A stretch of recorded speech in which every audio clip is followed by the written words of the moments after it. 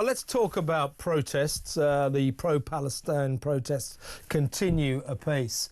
They're still snaking through every city in the country most weekends. The policing of these demonstrations is, shall we say, standoffish. They don't get too involved. I've seen them myself. They perennially chant, you know, from the river to the sea, jihad and so on and so on. These are illegal. It's illegal to say from the river to the sea. It's illegal to shout jihad. They call for the destruction of the Jewish nation, the annihilation of Israel, and so on. But the police say, oh, we don't want to cause trouble, so they let it happen. Now, you've got some footage of one of these protests over the weekend. But before we get to that, there was, of course, during the London Marathon yesterday, the London Bridge incident. And it just makes you wonder why these pathetic people continue. But let's have a quick look at what happened on Tower Bridge yesterday.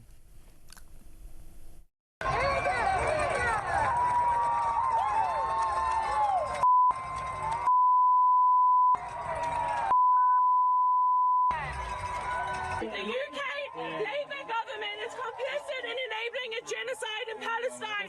We continue to provide arms to Israel. The genocidal state of Israel. We are breaking UK domestic law and international law by supplying Israel with arms. Stop the genocide. Stop arming Israel. Oh, shut up. I mean, the police were on those pair of idiots fairly quickly, to be fair. And they'll end up in the court, probably get about 50 quid fine or something. I mean, two things I want to say about that is, you know, why do these people continue? I mean, that was barely worth blinking about, was it? I mean, you know, nobody's that bothered, and yet they carry on. It's all about them, isn't it?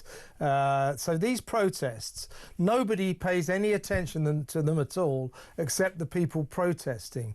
Let's have a look at what you or your colleague filmed over the weekend. Again, more evidence that these people, I mean, they sure know how to waste their own time. Have a look at this.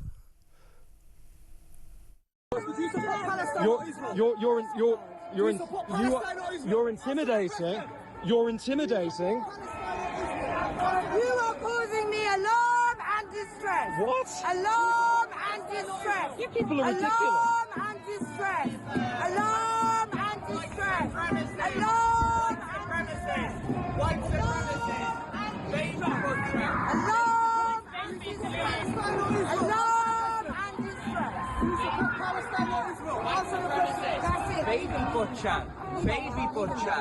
Baby butcher. Fascist. Baby killer. Fascist. Baby butcher. That woman was shouting that guy was causing her some. I didn't quite catch what she was saying. He was shouting, alarm and distress. You're going to be alarm and distress. Yeah, all right, we got it. yeah, I mean, there were subtitles on that video. They were a bit blurry from what I could see. Yeah. I don't know whether they were blurry to our viewers, but for those that couldn't see that properly, this was a pro-Palestine protest outside the US Embassy on Friday night, and these protesters were incredibly aggressive. My colleague, as you put it there, I'm going to call him the watchman, he's had a good eye on things, was down there just to see what was going on. And they basically turned on him. They didn't like anyone monitoring how they were behaving, and they became extremely aggressive and started pursuing him with their mobile phone, shouting, "You're causing me alarm and distress," which is just complete nonsense. Repeating the same phrase, alarm and distress. Alarm and distress. Yeah, and so what? I mean, I think that just said to me these people are completely bonkers, but that would be to be kind, in my honest opinion, because what you also had in the background there was at least one person shouting that my colleague there is a baby killer and a white supremacist. I mean, since when is that okay? I mean, It's not.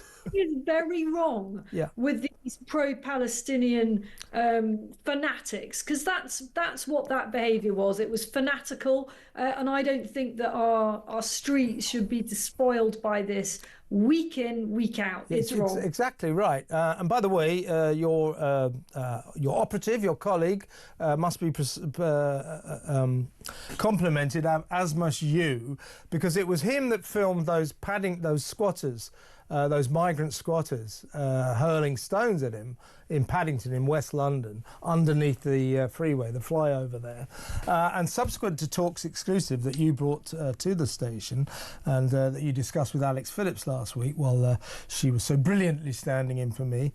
I'm never around when the good stories break. But seriously, subsequent to that, mysteriously, suddenly, those migrants were cleared out. The authorities, the police turned up and got rid of them. So big up to you, big up to your colleague there. You know. Yeah, I mean, look, I'm really proud of this, and I know he is too, because what we're trying to do here is just observe what is going on up and down our country and just bring snippets of video footage of real Britain. And, you know, in this case, the Transport for London had spent 6 months trying and failing to move these very, very unpleasant vagrants on. They were pretty aggressive vagrants. We saw them throwing stones at people and threatening. And why don't we have a look at? Well, let's have a quick look at it. Remind ourselves. Let's have a look at what Isabel's mysterious colleague filmed. I'm not doing anything. I do what? I'm not.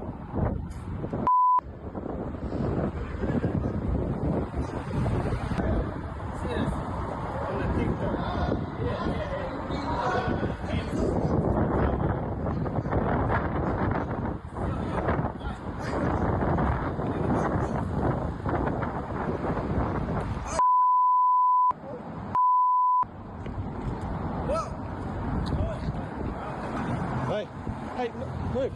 Hey.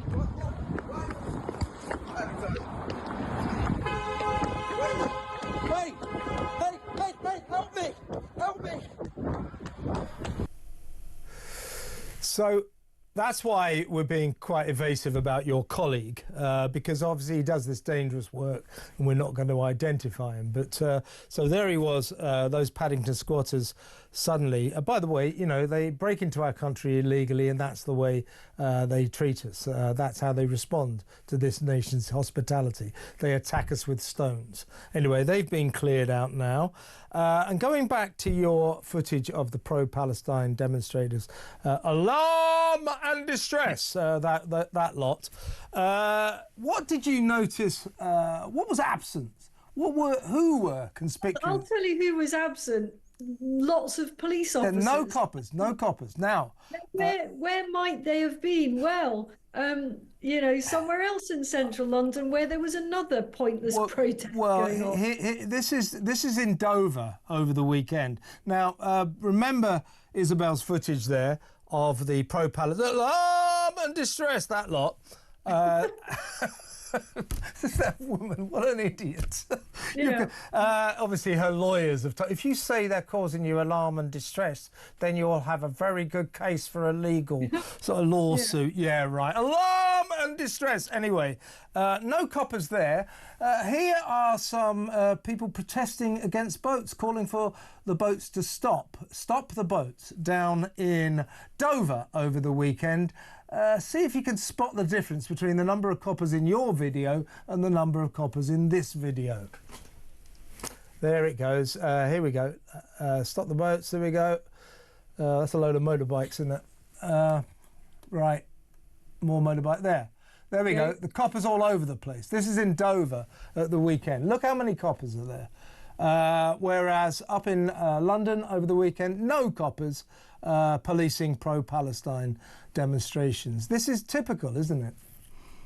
Yeah, I mean, that's a pretty heavy police presence. I'm glad to say, unless I've missed something, that was a peaceful protest. And, you know, I have warned that people are going to go to Dover and start protesting. I hadn't heard that there was any such concrete plan, but I felt that that's what people are going to start to do, because they just want to do something. You know, people feel very disempowered to stop this flow of unknown young men coming across the channel into the UK, which we then have to pay for. I think this stuff's going to escalate. I don't want to see trouble. I really don't, because that's not in anyone's interest. But unless this government gets a grip of the illegal crossings, then I think we'll see more protests like that. And I hope people are peaceful about it, but I understand their anger. Yeah, and by the way, in terms of the Dover demonstration that we're just looking at, I mean, I approve of that police presence. That's proper policing.